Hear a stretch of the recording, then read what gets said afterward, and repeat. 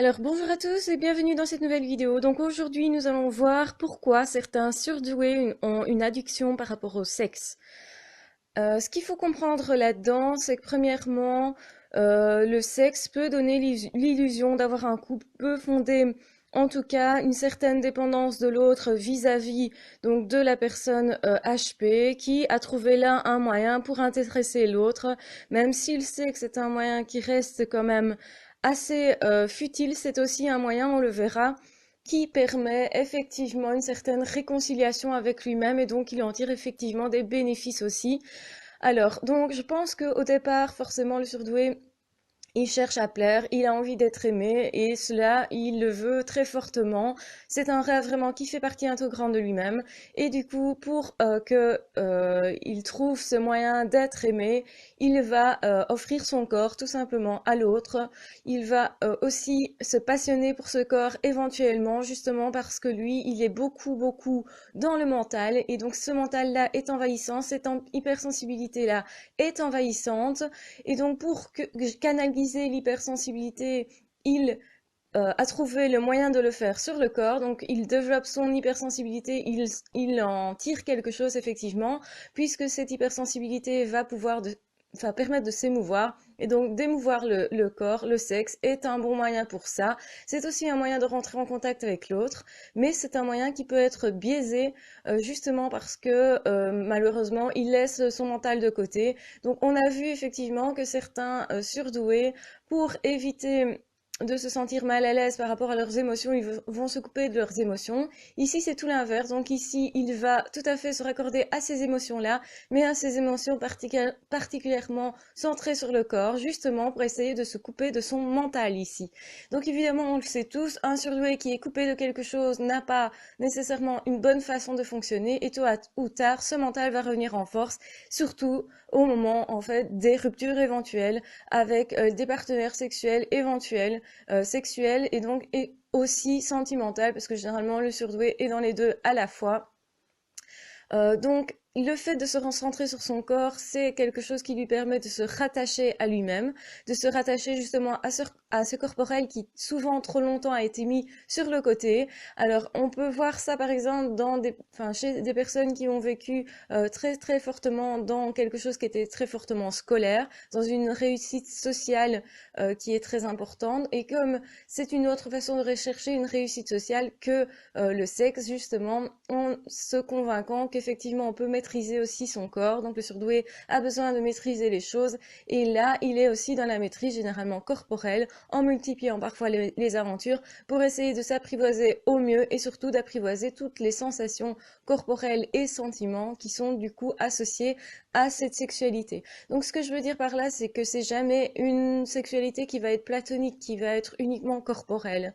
Cette sexualité-là, elle permet au HP de se rattacher à son hypersensibilité, de faire quelque chose de cette hypersensibilité, de l'exploiter de manière à pouvoir se rattacher à l'autre, ce qui est quand même sa volonté profonde, mais malheureusement il le fait via un moyen qui est limité, puisque il reste ce mental qui n'est pas nécessairement rattaché à l'autre et qui va généralement être la raison pour laquelle le couple ou la situation en tout cas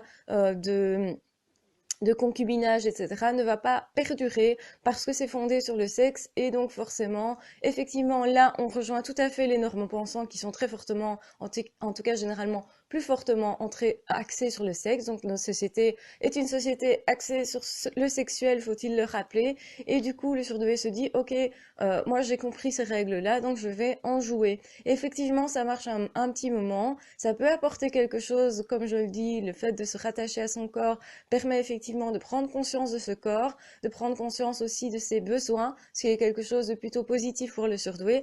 Mais le problème, c'est qu'à un moment donné, on va se rendre compte qu'on est décalé avec l'autre, que l'autre c'est du sexe pour le sexe et que le surdoué à un moment donné, tôt ou tard, a des sentiments et ces sentiments-là vont devenir évidemment plus envahissants. C'est parfois à ce moment-là d'ailleurs que le normand-pensant va rompre. Évidemment, c'est dans le cas où on est en relation avec un normand-pensant, pas avec un autre surdoué. Dans ce cas-là, effectivement, il y a une rupture qui se fait du fait que justement l'autre perçoit que le surdoué a des émotions qui sont intenses, qui va au départ l'attirer d'ailleurs, hein, puisque ça va permettre justement au niveau sexuel, d'être beaucoup plus dans le partage, dans quelque chose d'intense, qui est souvent recherché par le normopensant, qui lui vit assez rarement finalement quelque chose d'intense et qui confond généralement une sorte de coup de foudre avec l'amour. L'amour et le coup de foudre, c'est deux choses complètement différentes, c'est un autre sujet, mais vraiment le coup de foudre est quelque chose d'intense et du coup beaucoup recherché par le normopensant, comme le sexe d'ailleurs, qui est souvent quelque chose d'intense aussi et du coup recherché par le normopensant. Donc c'est un moyen que le surdoué a trouvé pour vraiment se mettre au même diapason que le normopensant, qui est quand même la majorité des personnes qu'il rencontre. Et donc du coup, il ne va pas nécessairement comprendre que l'autre à un moment donné va se lasser de ça, va dire ok, mais je vois qu'on est différent et je veux pas donc que tu engages tes sentiments par rapport à moi. D'où le surdoué a le choix de soit se scinder de ces sentiments-là avec tout ce que ça comporte de douloureux, de négatif, d'incommodant et de faux self, parce qu'on est vraiment dans du faux self aussi, puisqu'on a envie de plaire à l'autre. Il se pourrait qu'il se coupe de ce sentiment-là en disant ok, tu veux de moi que je ne sois qu'un corps, ok, je vais devenir qu'un corps, du coup je me coupe de mes sentiments et si possible de mes pensées, mais tout ceci évidemment va revenir en force parce que ça ne fait pas partie de la nature même du surdoué, donc forcément il ne va pas avoir d'autre choix que d'un tôt ou tard de se remettre en contact avec lui-même parce que c'est la vie même qui veut ça et que quelque part elle va se révolter cette vie en lui pour reprendre sa place et sa splendeur. Donc on ne peut pas s'amputer une partie de soi et ne fonctionner que sur du sexe, c'est ce fonctionnement qui est problématique puisqu'on est dans du faux self. Alors évidemment, il y a quand même des situations où le sexe donc va être pris pour amplifier la relation, comme c'est le cas entre deux surdoués, où l'avant-plan va être surtout mis sur les sentiments, sur le partage plutôt cérébral, intellectuel, etc. Et aussi ce partage d'hypersensibilité, et du coup aussi cette hypersensibilité au niveau du corps, hein, cette stimulation qui va être plus facilement importante, cette sensibilité exacerbée va permettre évidemment de plus intenses émotions et va normalement se partager à tout niveau, au niveau intellectuel, au niveau cérébral, mais aussi au niveau émotionnel, sentimental et au niveau corporel. Donc là, vraiment, le surdoué va faire un avec lui-même et du coup, va aussi être complètement dans le partage avec l'autre qui fera un avec lui-même. Donc forcément, ça, c'est la relation idéale, même au niveau sexuel.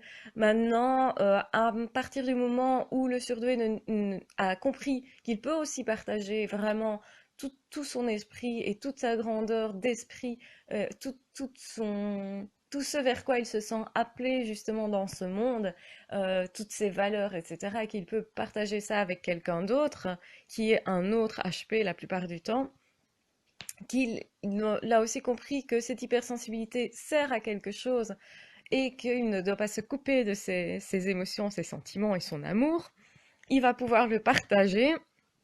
Et là, on va être enfin dans une relation qui est durable. Mais donc le surdoué va devoir comprendre qu'effectivement, le sexe pour le sexe, ben, ça n'a qu'un temps. Ce sont des ensembles d'expériences qui doivent parfois être faites pour certaines personnes, ça fait partie du chemin de la personne.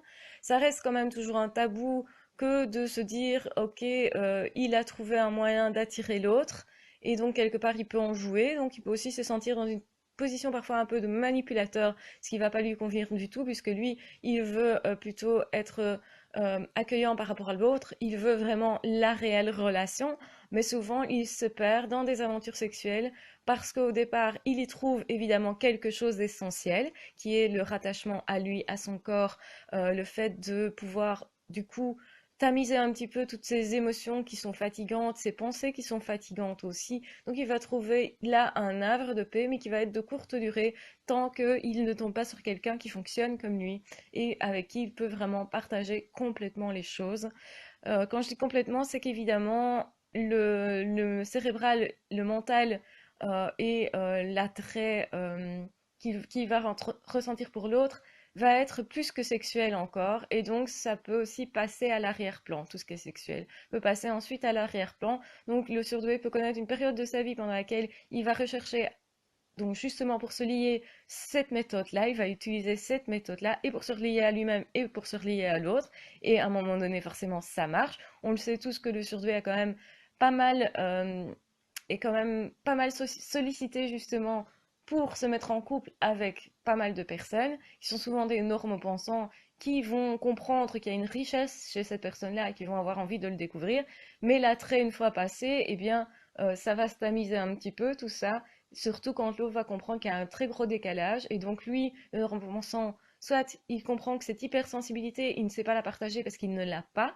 Il peut être envieux par rapport à ça, envieux aussi par rapport à certaines idées, ou dérangé par les idées de l'autre en se disant oh mais bon, il se remet quand même toujours à un moment donné à penser, d'où toutes les angoisses qui peuvent surgir du surdoué quand il sent que l'autre est en train de partir ou de s'éloigner. Il y a les angoisses qui généralement surgissent puisque le surdoué est plutôt apte à se faire des films et à les amplifier. Et donc, il voit un petit truc qui va pour lui prendre des proportions très importantes et il va comprendre complètement que il est en train de perdre l'autre et il peut réagir justement en compensant, en augmentant le faux self, c'est-à-dire en devenant vraiment un objet sexuel pour l'autre.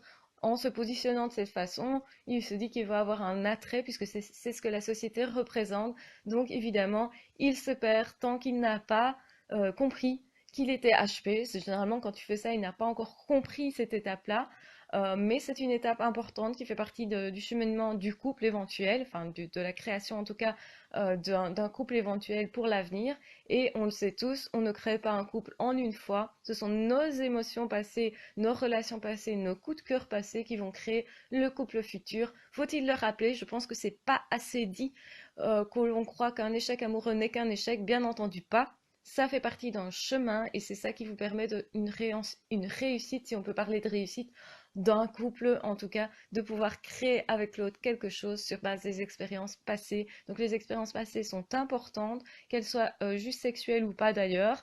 Le surdoué peut aussi complètement vivre des amours complètement platoniques en évitant justement tout ce qui est corporel. Donc ça, on retrouve le surdoué qui lui aussi est coupé de quelque chose, puisque là il est coupé de son corps et de l'action. Il est plutôt dans le rêve. Ça, c'est quand même aussi quelque chose de très très très courant, puisque le surdoué a vraiment la capacité de se créer un monde à lui. Il va s'imaginer en couple avec la personne et parfois ça va lui suffire. Il ne passe pas à l'action parce qu'il y a des peurs. Il ne passe pas à l'action parce qu'il a peur d'être rejeté, parce que ça réactive des peurs anciennes de son enfance généralement. Et du coup, s'il ne retrouve pas cette assurance, il ne va pas faire le pas d'aller vers l'autre. Et du coup, il va garder ces émotions-là, cette hypersensibilité-là, cet amour intense, mais en même temps, il souffre de ne pas pouvoir le partager. Donc en même temps, il sauvegarde cette partie-là en se disant, ben, je ne mets pas à mal cette partie-là, puisque je ne vais pas la confronter avec la réalité qui est-ce que l'autre m'aime réellement ou pas? Est-ce que l'autre peut partager avec moi cet amour-là? Et donc évidemment, avec tous les risques que ça comporte quand on sait qu'on est en décalage éventuel par rapport à l'autre.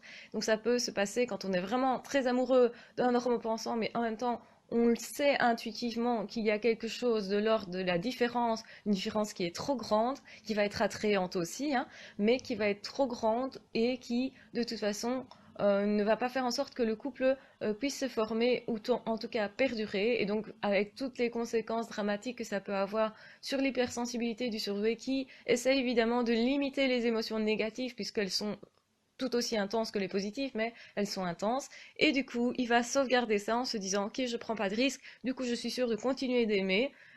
Mais en même temps, cet amour-là n'est pas partagé, et peut-être n'est-il pas partageable. Maintenant, peut-être l'est-il aussi, et si le surdoué ne prend pas la peine de faire le pas, de vérifier, il aura peut-être un regret éternel. Donc attention au regret, c'est vraiment parfois meilleur de confronter quand on a en tout cas cette possibilité, quand je dis possibilité, ça veut dire que les peurs restent quand même gérables, entre guillemets, que l'on peut affronter la réalité en demandant à l'autre si oui ou non cet amour-là est possible. Et parfois, même si l'autre accepte d'être en couple avec le surdoué, il va se rendre compte après coup qu'il y a un fonctionnement qui est différent et qui n'est peut-être pas adapté à ce que le normopensant cherche, faut-il le dire. Chacun a donc une possibilité de se dire l'autre me convient ou ne me convient pas. Et quand on a moins de sensibilité, généralement, c'est la personne qui sera le moins sensible qui va rompre la relation ou qui va oser prendre poser cette action-là. Donc l'hypersensible, lui, il est moins apte à poser des actions, surtout des actions de rupture, puisque ce qu'il souhaite davantage, c'est d'être en lien avec l'autre. comme il est hypersensible, il est rattaché à ses émotions et aussi rattaché à son empathie. Donc il aura moins tendance à rompre, même s'il sait que cette relation n'est pas bonne pour lui. Donc il sera quand même toujours en train de se rattacher à l'autre, malheureusement. Et parfois, cet attachement à l'autre peut aussi être une manière de se fuir lui-même et de fuir cette hypersensibilité qu'il sait qu'il va devoir gérer, entre guillemets, comme on peut, hein, parce que ça ne se gère pas vraiment. Il faut plutôt accepter qu'on soit plus sensible et se dire, ok, si je suis triste, je serai peut-être plus triste. Et d'ailleurs, tout le monde va lui dire, tu es trop, trop, trop, trop ceci. C'est souvent ce qui va ressortir à la fin d'une relation quand il y a eu une rupture. Je pars parce que tu es trop sensible. Je pars parce que tu es trop en train de réfléchir. Je pars parce qu'il y a trop d'angoisse chez toi et que du coup, chez moi, j'ai besoin de plus de liberté et que toi, tu as besoin de contrôler éventuellement ce que je suis. Je pars parce que je ne comprends plus que tu puisses être aussi sensible, même corporellement, sexuellement parfois, hein, c'est ça aussi. Donc voilà, les raisons de rupture. Donc ce qui fait que un HP va souvent connaître des ruptures où il n'est pas d'ailleurs investigateur de ces ruptures. Il peut le devenir ensuite en se disant, ok, j'ai pas maîtrisé les choses la dernière fois, j'en ai énormément souffert. Pour moins souffrir, qu'est-ce que je vais faire? Je vais partir le premier. Et donc, ça peut aussi donner des situations où le HP, au lieu de se retrouver lui-même, il se fuit et il fuit aussi la souffrance, donc de la rupture. Et du coup, il va être en permanence dans ce faux self et en permanence dans le besoin de recommencer tout le temps de nouvelles relations, mais des nouvelles relations qui vont toujours se terminer entre guillemets mal, puisque par une fuite. Et on le sait tous, plus il y a de fuite, plus ce mécanisme s'installe, et moins le HP va pouvoir se remettre en contact avec lui-même. Donc ça va prendre, plus il y aura eu de rupture, et plus il va mettre du temps à revenir vers lui-même, à se dire, ok, je fuyais quelque chose.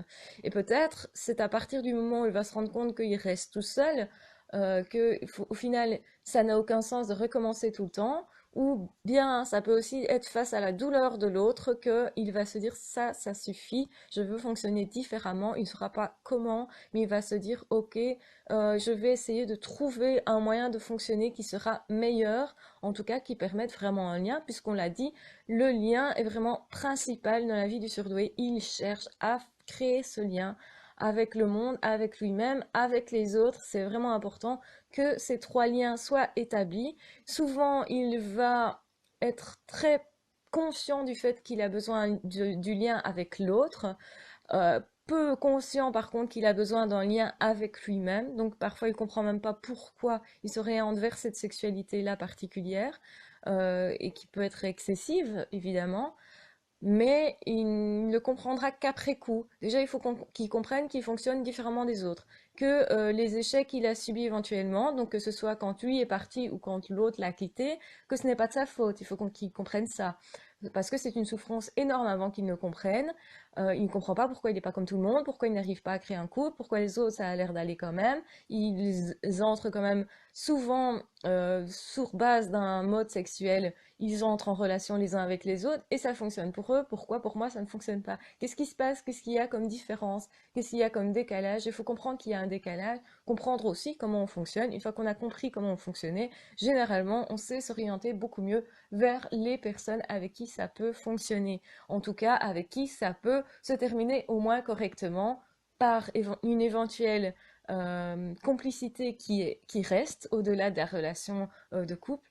Et parfois, deux surdoués ne peuvent pas continuer ensemble simplement parce que c'est une question de projet. Des projets trop différents et chacun est vraiment motivé par ces projets-là. Et bien voilà, une raison pour laquelle une relation pourrait se rompre, mais se rompre correctement, se rompre tout en gardant une certaine connivence avec l'autre, un certain respect de l'autre. On lui souhaite de façon honnête, on lui souhaite vraiment de réussir sa vie, de réussir ses projets, mais on sait aussi en même temps qu'on ne peut pas aller dans des projets comme ceux-là parce que nous, on est titillé par d'autres projets et on n'a pas le choix. C'est vraiment quelque chose qui nous envahit et donc chacun peut comprendre la position de l'autre puisqu'au final, elle est la même et là, la rupture va être constructive, enfin. c'est je te respecte, tu es quelqu'un de bien, je te souhaite le bonheur en couple avec quelqu'un d'autre, je te souhaite le bonheur dans ton projet. Je constate que nous avons deux projets différents et peut-être un jour nous allons nous recroiser pour voir si effectivement nous avons chacun compris, accompli ce projet et accompli ses rêves et en espérant qu'on ait toujours cette complicité, cette amitié et ce respect mutuel, ce qui est quand même probable, hein. Une fois que deux personnes vraiment se respectent et parviennent à rompre de manière respectueuse et que aucun des deux ne garde rancœur, bien au contraire, à ce moment-là, je pense que vraiment, dans l'avenir, si ces deux personnes se retrouvent, c'est le signe que vraiment elles étaient sur la même longueur d'onde et qu'elles se respectaient de la même façon. Voilà. J'espère que cette vidéo vous aura plu, qu'elle vous aura permis de mettre des mots justement sur cette addiction sexuelle qui peut poser question d'ailleurs aux normopensants. Je pense que ça pose pas mal de questions aux normopensants parce que ce sont des comportements qui sont décalés et qui sont bien visibles généralement aussi, hein, puisque la plupart du temps l'HP est dans des comportements décalés, mais souvent essaye de les tamiser, de les cacher, etc. Là, quand il s'agit de sexe, je pense que c'est quand même beaucoup plus visible puisqu'on voit la personne effectivement comment dire, dans des couples différents, etc. Ou éventuellement tout seul, mais sauf que cette personne n'est jamais toute seule réellement, c'est qu'il se passe autre chose, éventuellement sexuellement, qui a des histoires cachées, et que donc en fait il a une vie secrète, on va dire, au niveau émotionnel, sentimental et sexuel, puisque souvent ça va ensemble, pour lui et peut-être pas pour l'autre. Donc ça, il faut aussi vérifier que l'on est en adéquation avec l'autre personne. Est-ce que l'autre est conscient du fait qu'il y a autant de sentiments chez le surdoué? Ça, pas toujours. Et donc, comme je l'ai expliqué, c'est parfois une des causes pour comprendre justement pourquoi c'est ce chemin de rupture amoureuse, sexuelle plutôt, dans son trajet. Voilà. Donc, je vous embrasse très fort, je vous aime très fort. Prenez soin de vous. N'hésitez pas à vous abonner à mes vidéos et on se retrouve très vite dans d'autres vidéos. Ciao, ciao, bye bye.